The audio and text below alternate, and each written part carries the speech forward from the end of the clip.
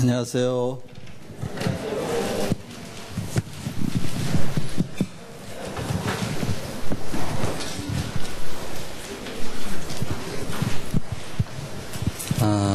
생명 아카데미 오셔서 감사하고 축복합니다. 우리 오늘 인생을 다 나눠주셨죠? 먼저 자꾸 잊어버리니까 광고를 먼저 하고 기도하고 시작할게요. 많은 분들이 CD를 왜 안 구워주냐고 물어본다고 합니다.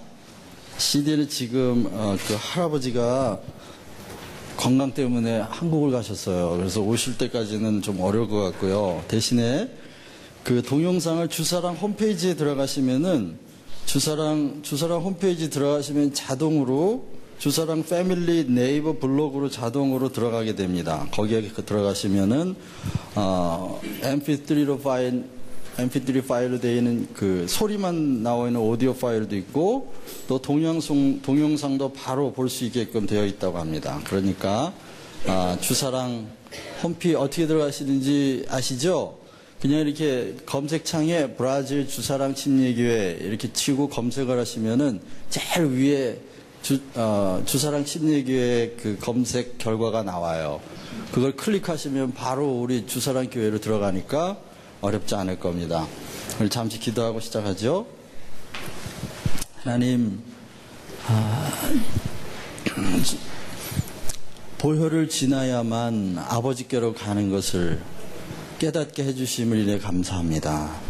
하나님, 보혈을 지나야 한다고 하는 그 단순한 고백이 얼마나 깊은 의미를 가지고 있는지 하나님 저희들에게 평생도록 깨닫게 해주시는 하나님의 은혜가 있기를 간절히 바라고 소원합니다. 주님 도와주셔서 저희들 보혈을 지나기 위해 오늘도 모였습니다.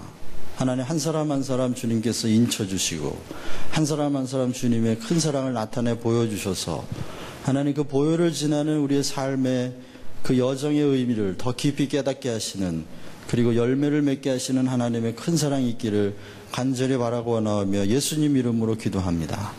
아멘. 아멘. 예, 생명 아카데미 잘 오셨습니다. 우리 주사랑 교회입니다. 지금 우리가 계속 그 똑같은 그림을 몇 주째 보고 있죠? 지금 4주째 계속 보고 있죠? 이제는 눈 감아도 머릿속에 들어와 있을 겁니다. 예, 그렇게 되셔야만 합니다. 지난 시간까지는 우리가 성경의 구조, 그러니까 성경의 구조라는 관점에서 저 프레임을, 그 틀을 다 이해하려고 애를 썼습니다. 그래서 성경은 이렇게 커다란 두 개의 언약과 그리고 두 개의 커다란 사상이 관통하면서 흐른다고 하는 관점에서 살폈던 겁니다. 오늘은 이 똑같은 구조를 복음이라고 하는 구조로 볼 겁니다. 복음도 똑같은 구조로 되어 있습니다. 그리고 다음 시간에는 교회라는 관점에서 이 똑같은 구조를 살필 거고 그 다음에는 개인적인 우리의 신앙이라는 관점에서 똑같은 구조를 살필 겁니다. 근데 이 모든 구조는 다 하나의 키워드, 하나의 공통 분모를 가지고 있는데 그것이 뭐다? 생명입니다. 생명이라는 공통 분모를 가지고 있다는 뜻입니다. 그래서요, 이제 이 복음이라고 하는 관점에서 처음에 우리가 지난 시간까지 성경이라는 관점에서 볼 때는 가운데 있는 그 운전대가 뭐였죠? 기억하시는 분? 하나님의 주권이었습니다. 하나님의 주권. 근데 이 복음이라는 관점에서 볼 때 가장 중심, 센터, 그 운전대 역할을 하는 게 뭘까요? 하나님의 의입니다. 그래서 로마서 1장 17절에 보면 복음에는 하나님의 의가 나타났나니 믿음에서 믿음으로 이르게 한다라고 말합니다. 로마서 3장 21절에도 율법과 상관없는 하나님의 의가 나타났다라고 말합니다. 그래서 이 하나님의 의가 복음의 구조의 센터, 하나님의 주권의 자리에 해당하는, 그러면 하나님의 주권적인 역사로 하나님의 의가 나타났다 이렇게 볼 수 있겠죠? 하나님의 주권적인 역사로 하나님의 의가 나타난 사건, 그것이 성경 안에 있는 복음이다 이런 겁니다. 자, 그러면 그 하나님의 의는 옛 언약에 어떻게 나타났나요? 하나님의 의가 아들에 관한 약속으로 선지자들에 의하여 성경에 기록됐다고 로마서 1장에서 말합니다. 그 다음에 새 언약은 바로 하나님의 의를 완성하신 예수님께서 그 피로 언약을 세우시면서 구원이 완성된 것, 그리고 새 창조가 완성될 것에 대한 언약으로 새 언약을 주셨다는 겁니다. 이해가 가죠, 여기까지? 예, 어렵지 않죠? 우리가 다 알고 있는 건데 다 조각조각 제자리를 갖지 못하고 있었지만은 이제 조각조각 알고 있던 것들이 하나로 모아져서 이렇게 전체를 이루면, 지난번에 그렇게 말씀드렸잖아요. 부분의 합은 전체는 부분의 합 이상이다, 그런 말씀드렸죠. 조각조각 우리가 다 알고 조금씩 들었던 거지만 그게 제자리를 찾아서 전체를 이루지 않으면 그게 별로 이렇게 힘이 없는 거예요. 그런데 그게 제자리를 찾아서 조각 지식이 전체를 이루게 되면 우리가 상황에 대하고 있는 말씀이나 또 사건이나 이런 사건들 속에서 우리가 취해야 할 바, 그리고 걸어야 될 길, 또 생각해야 될 바들이 그 안에서 나오는 거죠. 그래서 맨 위에 복음도 마찬가지로 복음의 구조도 두 언약과 그 언약을 가로지르는 두 개의 사상으로 되어 있습니다. 하나는 메시아 사상, 또 하나는 천국 사상이라는 구조로 되어 있다는 거죠.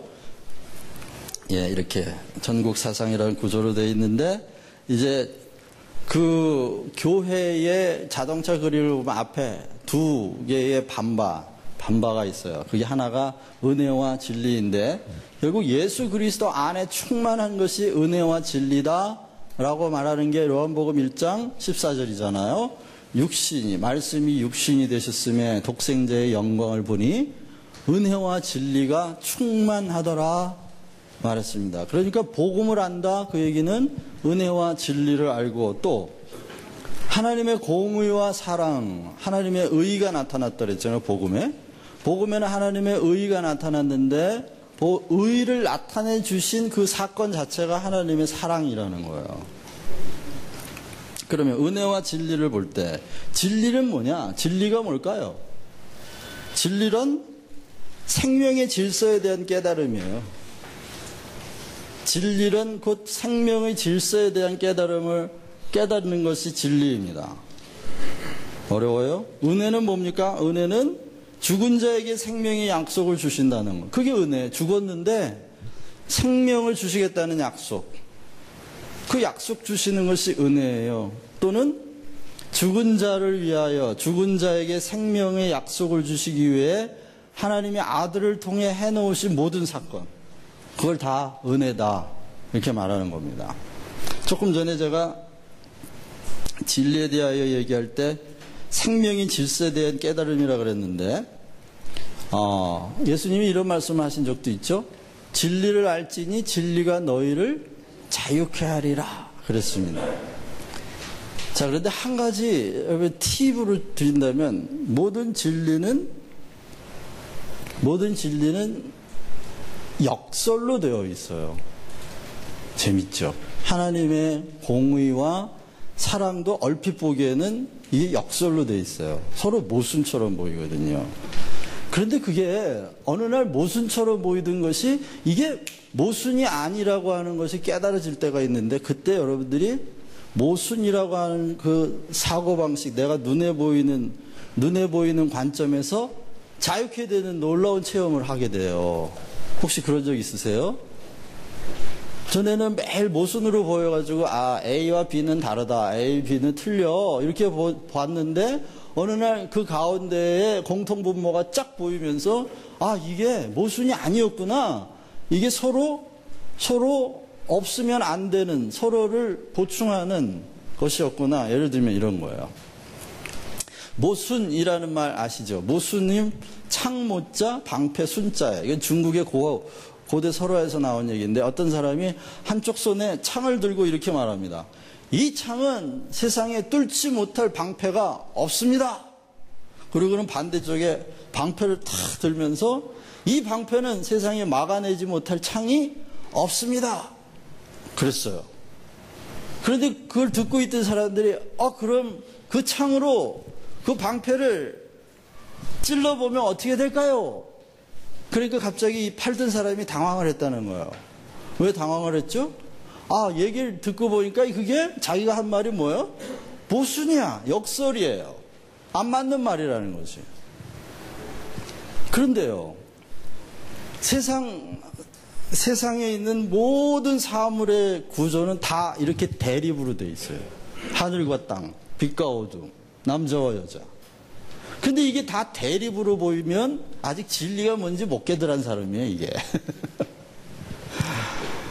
그런데 이게 대립과 모순과 그리고 다툼과 싸움이 아니라 이것이 하나를 통일한 하나 속에 들어있는 둘. 논리적으로는 생각이 안 되죠. 어떻게 하나 속에 둘이 들어가나. 그런데 모든 진리는 다 하나 속에 둘이 들어가 있는 것으로 되어 있어요. 그래서 창은 뭐죠? 창은 공격하는 거고, 방패는 뭐죠? 방어하는 거예요.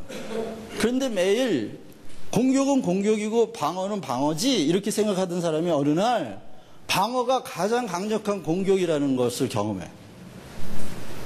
그리고 공격이 가장 쉬운 방어라는 것을 경험하는 순간 그것이 모순이라고 하는 생각에서 딱 벗어납니다.